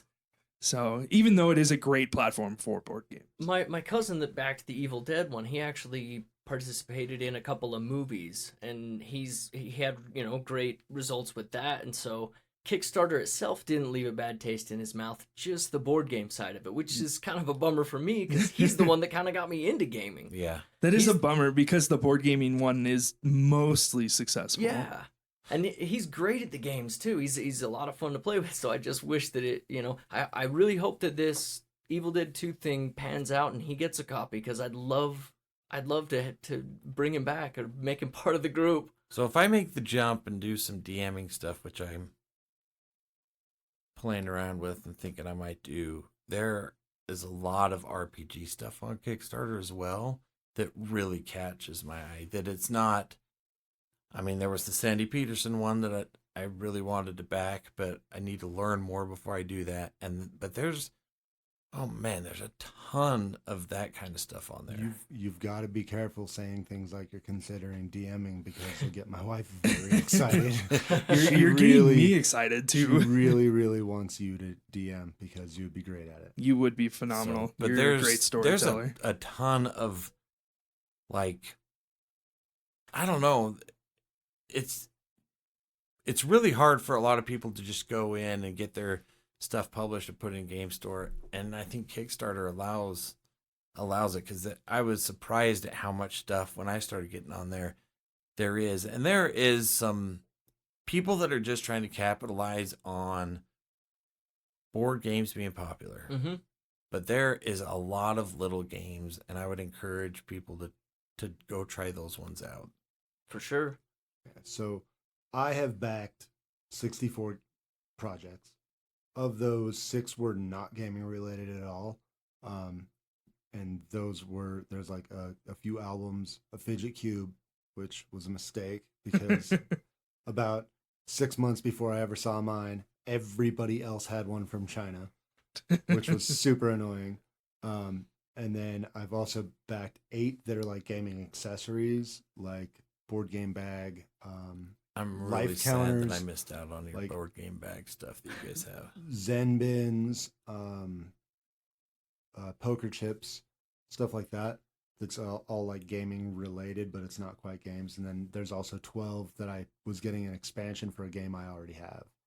I didn't weed out the ones where like I was backing. They were doing a Kickstarter for an expansion, but I backed to get the game in the first place. Yeah. Because there's a few of those, but I just sort of counted those under. And I'm getting a game. I'm glad they do that kind of stuff. I mean, I haven't participated, but I think that's a really cool way to maybe sell off some of your inventory that didn't quite, sell the first time around, but because of the reputation since backers got it in their hands, it gives you another opportunity to capitalize on that popularity since people have played it and the interest has grown. I'm getting sucked into that right now. I want the Everdell all-in package so bad because I haven't gotten it. It's been a game that's been on my radar, and now they have the all-in collector's edition. And man, I want it so bad. That is another thing about Kickstarter that sometimes you just need to step away because the FOMO is huge, right? Yeah. I think you get a lot of people just backing it because they're just, afraid they're gonna miss out. They gotta get it. They gotta get it. And when there's that little shiny badge that says Kickstarter exclusive, and you're like, oh man, but that's so cool. And like, see, that's something I've been dealing with. I dealt with a little bit because right after I got Champions, I mean, I was like, give me all the expansions I can find, and I went out and I bought them. I made sure that I got those in my hands, and then I got into this Viking thing, and I went and I got 2 more Viking games. Kenneth got me a Viking game, and Trudvang came out, and I was like, "Oh shit, I'm gonna back this, aren't I?" And I didn't because it didn't play out, and I kind of looked into it, and I wasn't sure that it was a game for me, at least not the game for me to start with. And I think the advice that you gave me, I'm gonna start smaller. I was so excited about Trudvang, and then when I saw it, for me, it looked like too much production for too little game. I would have backed that game with half the miniatures, half the content, and at $40, I would have backed those mechanics. But it didn't feel to me like there was enough game. I really wanted that game, but man, I've found that legacy, campaign type of games are just really hard for me to get on the table. I'm 6 months and I haven't played Pandemic Season 1, and we're in the middle of it, and I want to finish. It's just really hard to get back to the table all the time. I think it's over a year now since the last time I even attempted to play Gloomhaven. Was that with the 3 of us? Yeah, I want to say that Russ and Ashley and I played one time after with me. There was the 4 of us, and then there was the 3 of us, and I don't think I've touched it since then. I've also got Eon's End Legacy that my work schedule actually is kind of mellowing out all of a sudden, and so that one might just start hitting the table because it's a deck building game. It's easy. It's not like it's a massive bear setup or isn't anything like that. So I will probably tear into that, but I haven't even touched that. Right. So out of your games on your shelf, though, even though you didn't back them, what ones are Kickstarters? Because I know some of them in there are. Yeah, there's quite a few. And one of the things about our local community and the game stores specifically is there's a couple of them, Demolition and Paragon specifically, that they tend to go to those conventions and they'll pick up these Kickstarter things, or they'll order, the retail amounts of these things, and then they'll put them in the store. And that's me being willing to give them the money that they're asking for because I can get that product right away. I've got Hellboy. I've got there's a couple of different things that I've actually picked up that I don't regret at all, but I kind of wish that I would have gotten more with the Kickstarter. But that's for the future, I guess. With Kingdom Rush, that's kind of one of the reasons I went all in, because there was some Kickstarter exclusives that added to the gameplay that you weren't going to be able to get later down the line. And it's important to really see how much they add, though, right? No, for sure. And these were like separate campaigns that were full gameplay. It wasn't just the extra miniature. It wasn't just the extra, fancy die. It was full gameplay. And I was like, I want this game, but I am going to have FOMO if I don't go all in. And so I ended up going all in. And I think, that's the important thing. When I look at a game on Kickstarter, I go, does it have exclusives to Kickstarter? And are those exclusives going to drastically change my experience with that game? And if they aren't, then I probably can wait, to retail. If they are, that's when I have a lot harder time of that FOMO. Yeah. Sure. See, I have some of what has helped this whole thing for me in the last 2 years is I picked up the others after the Kickstarter. Like, I picked it up at a store. I didn't know it was a Kickstarter. It was just as it had started hitting shelves. Mm-hmm. And now I have everything but the Kickstarter exclusives. But at the same time, like, I look at that game and probably half the boxes or so, I love having it. I love having all the content. But it's not necessary for the game. So when I have that next to Rising Sun, there's tons of Rising Sun out there, stuff that is really cool that would be awesome. Sure. But I'm not so stressed about getting it because I know also with some of those Come On games, like Takedown and Set Up, really can hinder the enjoyment of the game. Like it's easier to just break out and play a smaller version of it sometimes. Yeah. The two big CMON games that I have coming and I went all in on both of them. Right. I know realistically there's going to be an amount of content that honestly I'll probably never touch. But I wanted the giant Cthulhu, and at a certain point, when you're paying $100 for a single miniature, $200, whatever it was, for a single miniature that's like 3 feet tall, it's huge. It's a megature. At that point, it's awesome. like I'm gonna get I'm gonna be content complete.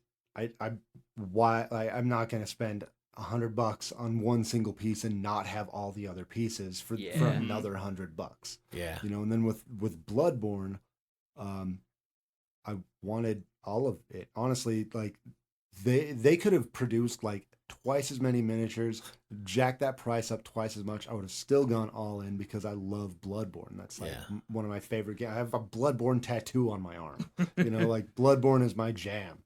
So I needed all of those things.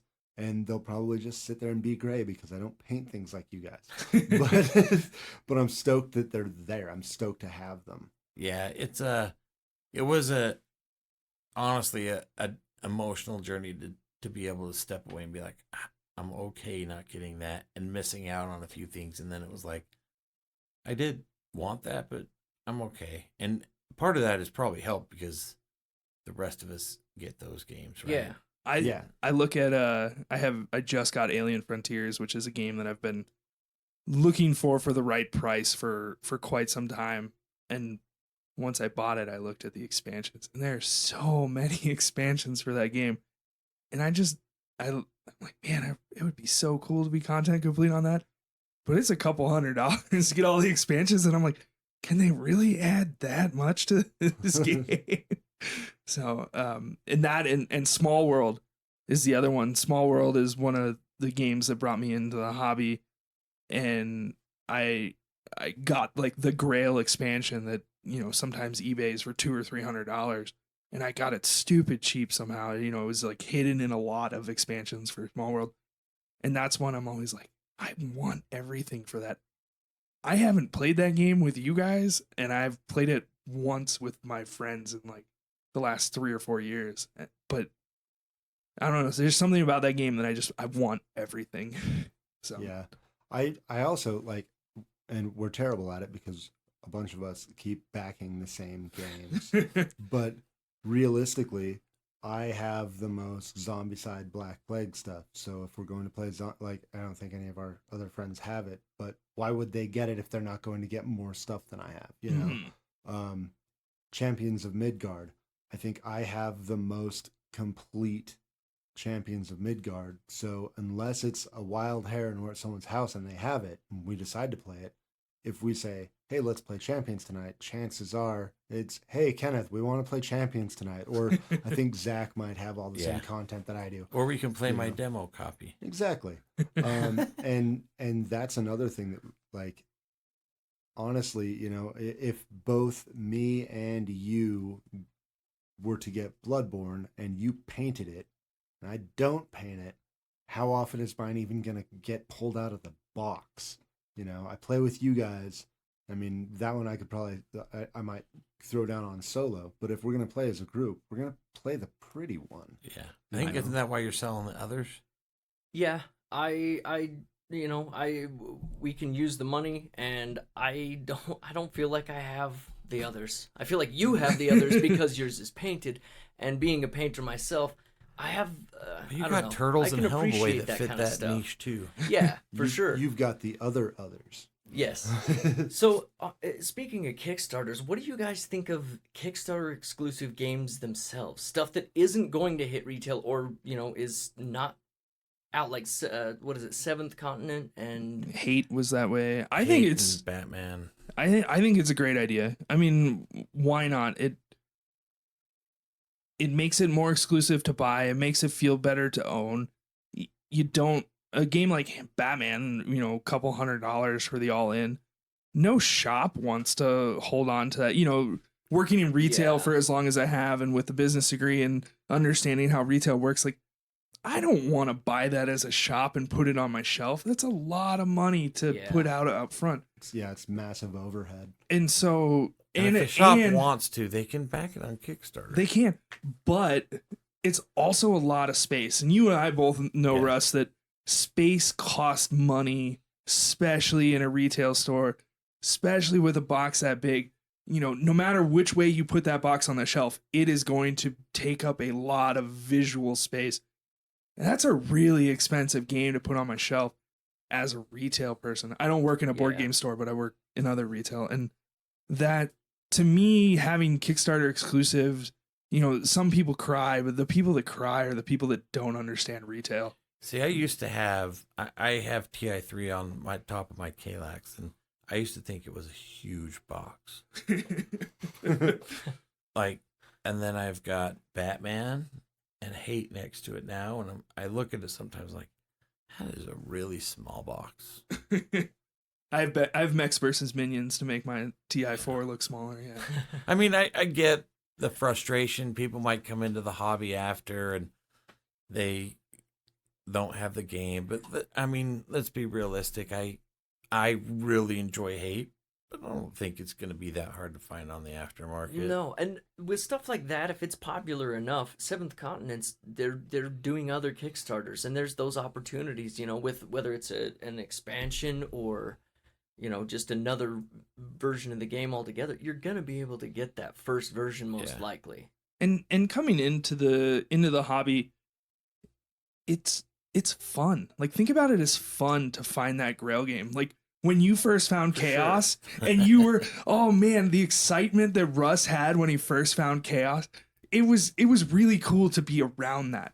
And I don't think it was intense as the second time he found Chaos. Well, that one wasn't as public. So, but you know, that if you come into the hobby and you're like, well, boo-hoo, I'm not going to get this game. It's like, but you can. You just have to keep your eyes open, and there's an excitement to that, and I know not everyone's a collector like some of us, and so it's a little harder to wrap your head around that excitement idea. But to me, I was showing Kenneth a game that I have that it's like some made up Latin words is the name of the game, and I don't even know how to say it. When I first played that game, the guy that I played with was like, it's out of print. I've only ever seen it for a couple $100. An ex-girlfriend of mine found it on eBay for $50 and bought it for me. And like, if I didn't already own that game, that would be my Grail game. And it's been so fun, like, kind of looking for those games, looking for those expansions, that kind of stuff.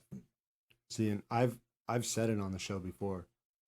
The way to do it is do like Tyler has, and he's got enough games. No one's questioning his gamer cred, but seriously, surround yourself with people with a bunch of games. Yeah, for like, sure. Save yourself the money. Like, what difference does it make? As far as like the quality of a play, I don't play it without the people. So what difference does it make whether or not who owns it? I pulled it off of my shelf or Tyler's shelf or Russ's shelf or whoever's. I always joke around about the only thing better than owning a dog is having a roommate that owns a dog. Right. And that's the same thing with board games. Is the only thing better than owning Hate is having Russ that owns Hate. And so it's I because say that it's painted as one of the I say that as knowing that I am one of the like heavier purchasing members of our group, and I like owning the games, and I can afford to own the games, and basically the moment that I can't afford to own them, I'll stop buying them, you know. But I'm fortunate enough that I can afford to get them. I do have the space to store them, kind of, and you know, I like, and it doesn't cause any other problems for me. But it's you know, if I didn't have that, I would absolutely be going, hey, I need to find someone with stacked up shelves and just let me hang out with you. Like, let's go. I'll be at your house. I'll come to you. I'll bring pizza. I'll bring beer and pretzels. What do you like? Tell me what I need to do to enjoy your game collection without having to invest in my own. Yeah. Honestly, like a year or two ago, I had a game group that I would go and play with, and we would just show up at the game store. None of us would bring games, and we'd just play whatever was on the demo shelf. Like, So the same thing, like if you don't have games, chances are there's a local gaming store somewhere within an hour or so of you that has some kind of demo shelf. And So I say this knowing I love collecting. If I go 2 weeks without buying a game, this is not an exaggeration, I start to get an itch. Like I'll just go to the Game Star and I'll look and see what I can afford to get. So I understand I have a problem. But yeah, that's addiction. Yeah. So something that I've started to do with the expensive games, especially because the Kickstarter, I find myself very willing, more so in Kickstarter, to be like, oh, that game's $150, and I'll back it. I don't think I would spend $150 on some of those games in the store. I love them. I'm glad I have them, but it's a different type of shopping. It's a lot easier to click a button than go check out and have a guy tell me how much it is. You're not just buying a board game on Kickstarter. Right. You're part of the club. You're making it Yeah. happen. Yeah. This game couldn't even be there without you. And then you get the updates, and there's the forums and comment sections and like the messaging boards. And then you can get onto Board Game Geek and Reddit, and you can talk to other people Right. who are in that same club as you. Yeah. And not everyone's in that club. And there's plenty of people. There's the people who hate you, which motivates you even more to like it that much more. So you can right the wrongs of them so mistreating this beloved game that you don't even know if it's good yet. Yeah. Like it really is like there's so much like And let's be honest, so there's many some that layers is of flawed. psychology to Oh it. yeah. Yeah, absolutely. Yeah. Like, I mean, there's a few games that I've backed that I would, given the opportunity again, I probably wouldn't back. But at the same time, I don't feel like I've received any that I genuinely regret. Right. Like, it's just, it's like, I think if that if I had Galactic more Strike sense, I'd have been Force, fine that without it. Galactic Strike Force, I think that might have been a Kickstarter back in the day. And I would have been really upset if I would have backed that one. Yeah, that one was But not I always, a fun one. what's helped me now is I'll look at a game and I'll be like, I'll equate how much I paid for that game to how many times it's hit the table. And I'm like, every play of that game was $30 at this point. I need to play that more and not worry about buying another one. The thing is that even at every play being $30, that's still most of the time. If you're playing with 4 people, that's still a cheaper couple hours than going to the movies. Yeah. Mhm. You I mean, know? and then you get a game like it's- Wingspan that I'm in the less than $1. I was gonna say I'm pretty sure Carcassonne is in the tenths of pennies for me. Like the amount of times that's been played in my house. And Definitely. I just don't measure it that way because I've also like gone to the bar and spent like a few $100 like without thinking about it. Yep. It's like not only do I end up with nothing to show for it, and it's not like I can just grab that night at the bar off the shelf and do it again, but like I'm physically worse off for it because if you spend that much at the bar, you get a hangover, you might fall down and like end up with bruises or whatever. Like you do dumb stuff, and it like the only thing that really stays with you is negative. Like you might have a good memory, but Yeah. I bought a kayak this summer that hasn't touched the water yet. yeah. So I like, laugh. if We'll you- go to the movie as a family, and that's 5 of us, even on $5 Tuesday. That adds up pretty good. Well, yeah, and I'll have especially this- if you want a drink or a Yeah. popcorn. I'll have this look on my face after we buy tickets, and my wife will look at me. She'll be like, "You're thinking that you could have bought a game with that money, aren't you?" And I'm like, "Yep." And it would have lasted longer than this. So, but really, I would suggest to those with the Kickstarters, don't start with big unless there's something specific. I personally am at the point where I tend to avoid IP-driven games, unless it's Cthulhu, Lovecraft, that kind of stuff that has a lot of good games. I worry about the IP games on Kickstarter. That's personal, but I haven't seen a lot that really have success. Turtles is the exception. The Shadows of the Past, that's the exception that I can think of. Hellboy, again, did well, and people seem to like the game, but there's been a lot. Like, I'm interested in that District 9 one, that That failed game one. that and game then looks it's- like totally against the spirit of the movie. I Right. have no interest in it. Yeah, and it failed one, so it's like, yeah, I think I'm good. I'll wait till it comes out and I'll see how it does. I'm excited about Kingdom Rush as an IP game because Yeah. it's a video game series, typically played on an iPhone or iPad Yeah. or whatever. And but it's kind of a board game already. It's tower defense. So it's in my head it's really easy to translate. And they've taken that and made it a really unique gameplay system that is supposed to simplify the enemy movement. And that's the cool thing is Imperial Assault, they released the app so you can play solo against the app. You don't have to play against another human now. Yeah. And it's really cool to have like really good AI moving the other board game pieces, but you're still playing something that's physical and tactile. And I really hope that one's good because I love that IP. Yeah. And they did such a good job with the art, at least in the Kickstarter campaign, that I really have high hopes. But yeah, other than that, IP stuff, it doesn't really interest me too much. I've only backed 2 IP. Like, I mean, no, I don't count Cthulhu because that's public domain and everyone has their own flavor of Cthulhu. But IP games, I've backed Bloodborne, which I'm stoked on, and there was recently a Gwar deck builder.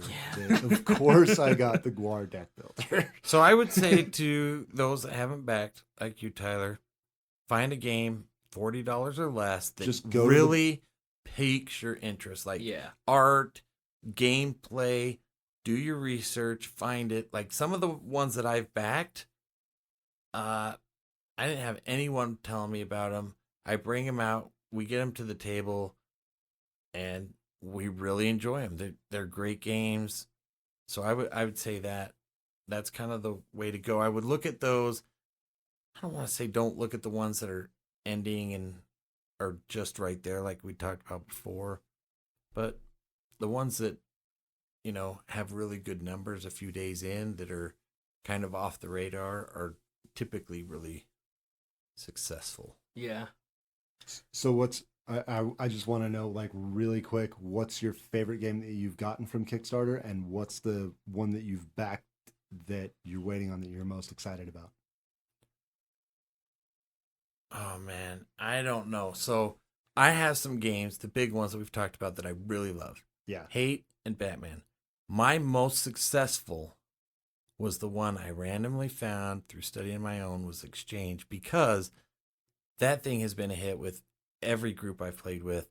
And I have people probably in the double digits that have bought that game that have played it with me. So that one and Parks are I'm really proud and really love those games. So I don't know. I'm really excited for Death May Die. I think Root is my favorite that I've backed. That was one me and Ken were both really stoked on at the beginning, and it didn't seem like anyone else in our group was really that excited about it until we got it in our hands. And I'm pretty sure I broke it out first with you guys. Mm-hmm. We played, and then everyone's like, "Oh shoot, I'm gonna go buy this," and I think everybody had a copy within days of me breaking it out with you. And that was one that me and Ken were super stoked on. And every time we talked about it, everyone else was like, eh. And I'm really glad it turned out great. And that one's good. The one I'm most excited about, I don't know. It's either between Kingdom Rush or I have a couple of expansions for games coming that the Terraforming Mars Turmoil expansion and a Monster I'm so Slaughter. excited for that. I'm excited for your Moonshiners of the Apocalypse. Moonshiners of the Apocalypse, which could be at my house today. Yeah, I don't really have much that's super far out. But yeah, Root is definitely the one that's, and I had kind of a frustrating interaction with the creator right after the campaign. And then they released the expansion, and I was like, I don't want to back this because I don't like what happened between me and the creator. And then they had some stuff in there like neoprene playmats, and I was like, God damn, I gotta do this.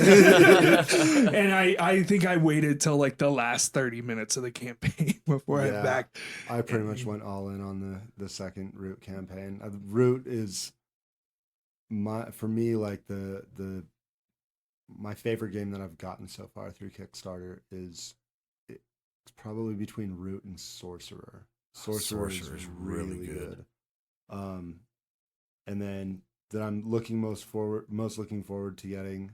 I mean, Bloodborne is like the no-brainer answer, and honestly, like I almost feel like it's not even fair to mention it because I just love Bloodborne, but I'm also like super stoked on the more that I looked it, and it didn't catch my eye at first, but the more that I looked at and the more that I kind of read about Merchant's Cove that just ended like a couple weeks ago, that looks really cool, and that's one that like my wife has recently shown more interest in some of those economic games, and that's like an asymmetric economy game, and that's like awesome. We dig asymmetry in my house, and we're digging economy.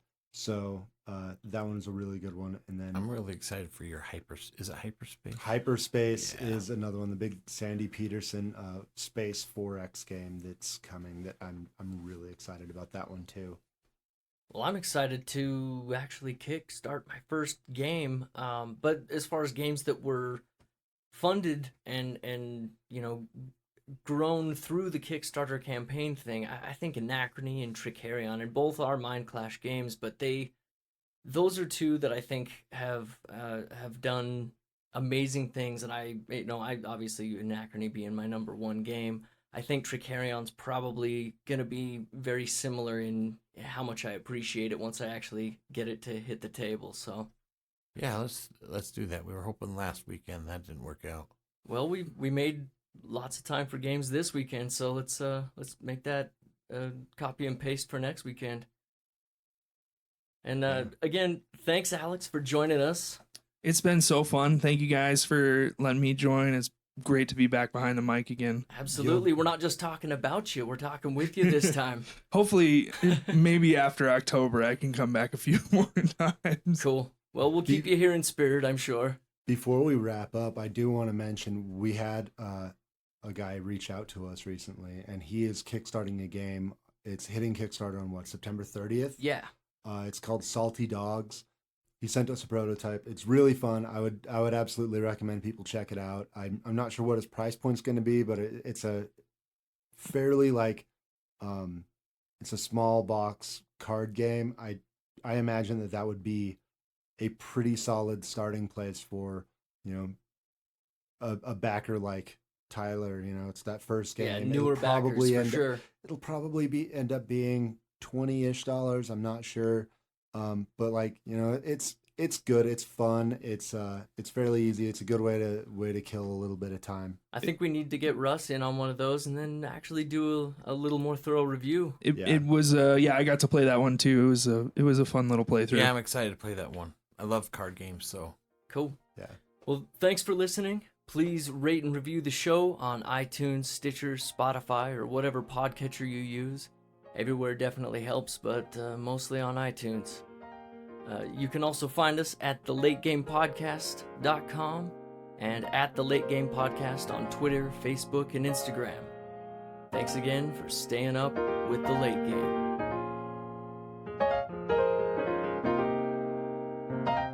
Hey, knock it off.